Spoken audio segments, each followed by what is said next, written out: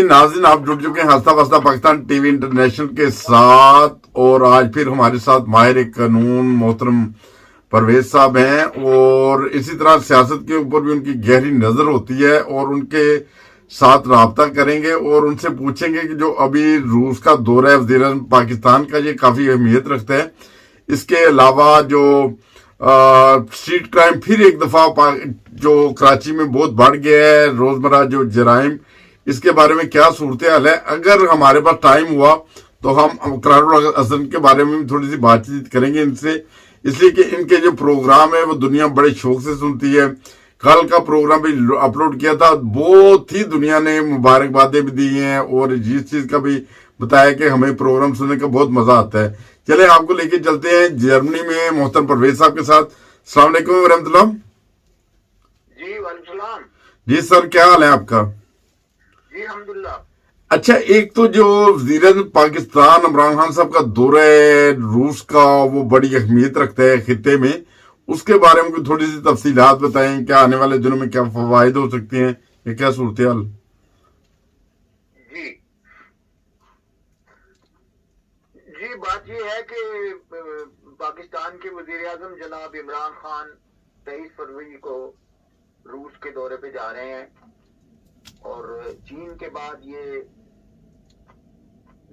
दूसरा दौरा है जो रूस का होगा। इसमें पाकिस्तान के ताल्लुकात रूस के साथ मजीद बेहतर हो सकते हैं।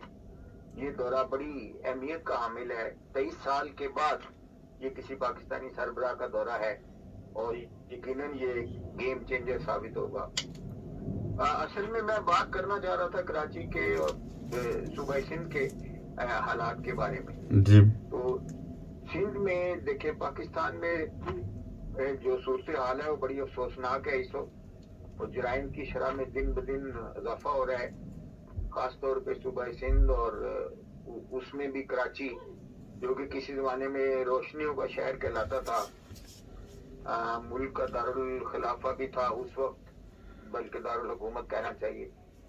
और सफाई और सड़कों का मेयार और अमन आमा की सूरत हाल एक मिसाली सूरत हाल थी, और वो मैं समझता हूँ कि काबिल फख्र था कराची की हालत उस वक्त। मगर आज इस शहर में गंदगी की भरमार है, सड़कें इंतहाई खराब और ज़ुबूवाली का शिकार हैं, रोशनियों का शहर तारीकियों का शहर बन गया है, और जराइम का गढ़ बन चुका है। तो एक मोहतात अंदाजे के मुताबिक इस साल में 2022 में अब तक रिपोर्टेड जराइम की तादाद 11,000 है। अच्छा। और डाकू नाका लगाकर लोगों के मोबाइल और नकदी, गाड़ियां और मोटरसाइकिल छीनते हुए नजर आते हैं, और अब तक ये 51 दिन में मज़ाहमत करने पर 15 अफराद को कत्ल किया गया है। अच्छा। ये हालात इंतहाई तशवीशनाक हैं, और बुनियादी तौर पे ये जिम्मेदारी सूबाई हुकूमत की बनती है। खासतौर पे 18वीं तरमीम के बाद कराची के हालात दिन ब दिन बहुत ज्यादा खराब हो चुके हैं, बल्कि बदतरीन हो चुके हैं, और पुलिस, रेंजर्स और अदालती निज़ाम, यकीनन ये सबका फेलियर है। और इस बात की अशद जरूरत है इस वक्त कि अमन आमा की सूरत हाल बेहतर बनाने और जराइम की रोकथाम के लिए सिंध हुकूमत के जरिए ठोस इकदाम किए जाएं। इसके लिए हम अपील करते हैं सिंध हुकूमत से, और पीपल्स पार्टी की हुकूमत है वहाँ पे, कि कराची के हालात को ठीक करें। ये सूरत हाल इस वक्त गंभीर हो चुकी है। जी अच्छा, इसके बाद जो करारुल हसन के ऊपर हमला हुआ है, वो करारुल हसन के ऊपर भी हमला नहीं हुआ, बल्कि सहाफत के ऊपर वो हमला हुआ है, और बहुत शदीद हमला हुआ है। ये उसे बरहना किया गया, उसको जदोकोब किया गया, और इसी तरह पूरी टीम के साथ जो बदसलूकी की गई है, इसके बारे में आपकी क्या राय है? क्या मुहज़्ज़ब ममालिक में ऐसे वाक़यात होते हैं, खास करके सहाफत के साथ? मैं समझता हूँ कि वो बहुत बड़ा वाक़या है सहाफत के लिए, और ये करारुल हसन की पूरी टीम को बड़ा शदीद जदोकोब किया गया है और उनको बयाना करके करंट तक लगाए गए। तो मैं समझता हूँ कि ये तो इस वक्त जंगल का कानून है और समझ में नहीं आता कि अभी तक क्यों ये जो मुल्जमान है उनके खिलाफ मुकदमा दर्ज नहीं हुआ। जहाँ तक मेरी इतला है अभी तक मुकदमा भी दर्ज नहीं हुआ। कुछ लोगों को मुअत्तल जरूर किया गया है, लेकिन ये कार्रवाई काफी नहीं है। जिस तरह उन्होंने ये कानून को हाथ में लेकर इस तरह पुरअमन शहरियों के ऊपर और सहाफी जो कि पढ़े लिखे लोग आमतौर पे समझे जाते हैं और होते हैं, यकीनी बात है, इस तरह का सलूक जो है ये मैं समझता हूँ कि एक बदतरीन मिसाल है और इसकी हम पुरजोर अल्फाज में मजम्मत करते हैं। सही। चले, बहुत शुक्रिया आपने मोहतरम परवेज साहब, आपने वो अपना कीमती वक्त दिया हमारे चैनल हंसता वस्ता पाकिस्तान टीवी इंटरनेशनल को। और मजीद अच्छा एक और छोटी सी बात कर लें, एक और भी वाकया शायद आपकी नजर से गुजरा हो, मेरी नजर से तो यकीनन गुजरा है कि वे एक बेचारे असाई को फिर वो मजहब के नाम के ऊपर उसके ऊपर कोई फतवा लगाया गया या जो भी सूरत है उसे फिर एक ताजा तरीन वाकया हुआ है, वो भी शहीद हुआ है। क्या आपके इल्म से गुजरा वो वाकया? जी नहीं, मुझे नहीं पता, लेकिन ये मैं जानता हूँ कि इस किस्म के भयानक वाकयात जो है वो हो रहे हैं मुल्क में। इसमें कोई शक नहीं है कि ऐसे मुल्क में ऐसा ही हमारे मुल्क में ऐसे वाकयात होते हैं। इससे पहले जो मुख्तलिफ वाकयात हुए हैं सामने आए हैं वो बहुत अफसोसनाक थे और बड़ी तकलीफ होती है पाकिस्तान के इन हालात को देख के।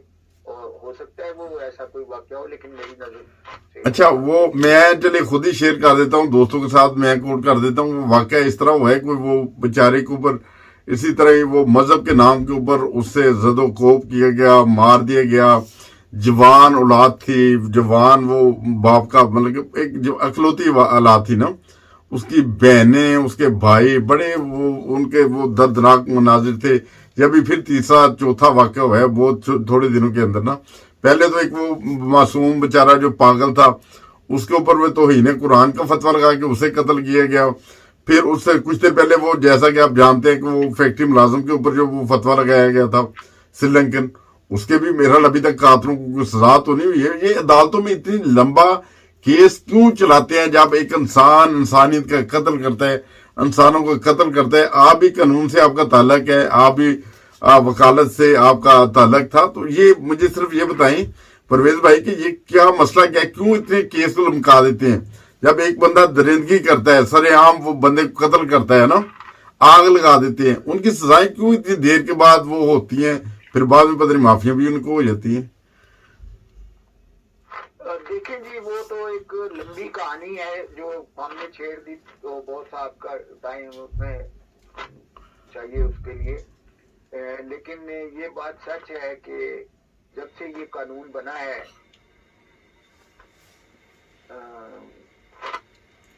तौहीन रिसालत का, तो इस किस्म के वाकयात करना कोई मुश्किल अमर नहीं है। किसी तरह भी कोई दुश्मनी हो, कोई किसी को नुकसान पहुंचाना मकसूद हो, तो ये इल्जाम बड़ी आसानी से लगाया जा सकता है। और हजूम जो है बगैर देखे, बगैर तहकीक किए तौहीन कुरान और तौहीन रिसालत का अगर इल्जाम लगे तो हजूम इस तरह का तशद्दुद करते हैं और कीमती जानों को ज़ाया करते हैं। ये बहुत ही मैं समझता हूँ कि तकलीफ दह बात है। लेकिन ये, और जहाँ तक आप बात कर रहे हैं कि उसमें ताखीर हो जाती है, तो उसकी बहुत सी वजूहत है, एक वजह नहीं है। उसमें हमारा निज़ाम ही पूरा मैं समझता हूँ कि बोसीदा हो चुका है और नाकारा हो चुका है। निज़ाम जो अंग्रेज ने कानून बनाया था उसमें तो वक्त के साथ जो तरमीम करनी चाहिए वो नहीं हुई और कानून हमारे वही पुराने अभी तक चल रहे हैं। बहुत ज्यादा जरूरत है कानून में तब्दीली करने की। और दूसरा ये है कि इतनी ज्यादा तादाद है मुकदमात की कि अदालतें मजबूर है, यानी वजह उसकी यही है कि बहुत ज्यादा तादाद है और जाहिर बारी से ही करते हैं, बारी आने पे और लंबी तारीखें मिलती हैं और چونکہ نظام بھی نہیں ہے اور تاخیر بھی ہو جاتی ہے، اور قانون کے بنیادی تو قانون کا مقولہ ہے کہ انصاف اگر دیر سے ملے کسی کو تو وہ ناانصافی کے برابر ہے. جسٹس ڈیلیڈ جسٹس ڈینائڈ ایک فارمولہ ہے ہمارا، تو وہ ہے حقیقت کہ جتنی جلدی ہو سکے انصاف نظر آنا چاہیے، اور انصاف ہوتا ہوا دکھائی اسی وقت دیتا ہے جب ایک واقعہ کسی کو ذہنوں میں محفوظ ہو اور اس کے اوپر کارروائی ہو جائے. جب وہ اگر کسی کا فیصلہ کوئی 10 سال کے بعد یا 20 سال کے بعد آتا ہے تو وہ نہ تو لوگوں کے ذہن میں ہوتا ہے اور کسی کو یاد ہی نہیں رہتا ہے. اس وجہ سے وہ انصاف ہوتا ہوا چونکہ نظر نہیں آتا، اس لیے نہ وہ کسی کے لیے عبرت کا سامان بنتا ہے، اور نہ ہی اسی طرح جرائم میں نہ تو کنٹرول کیا جا سکتا ہے اور نہ ہی کسی کو عبرتناک سزا ملتی ہے جس سے لوگ جو ہے وہ اس سے باز آ جائیں ایسے واقعات کرنے سے. تو یہی بنیادی وجوہات ہیں پاکستان میں.